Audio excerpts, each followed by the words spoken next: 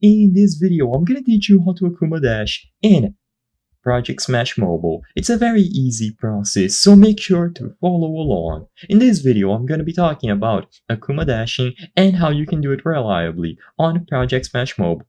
Keep in mind that the process is the same for all platforms and essentially the button combination stayed the same. So all that you have to do an Akuma Dash is to dash, then melee and jump in quick succession. So essentially it is going to be Q into M1 into space, and you should be able to see something like this, where you will be able to dash forward while attacking and gaining a little bit of height.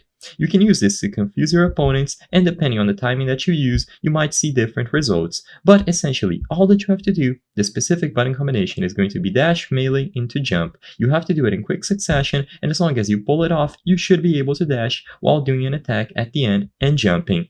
So it is a nice way to fly through your opponents while also attacking them, and to my knowledge, every single character will be able to do this. So once again, all that you have to do is Q into M1 into jump.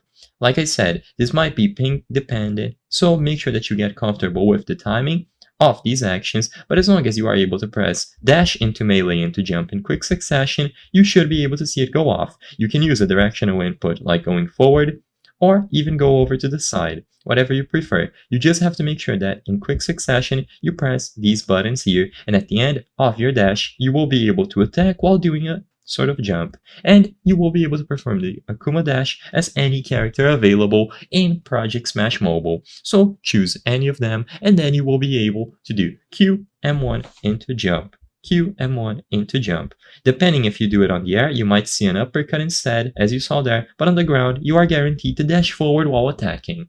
I hope I was able to help you on how to Akuma Dash in Project Smash. If this video helped you, please be sure to leave a like and subscribe for more very easy tips. Thank you for watching.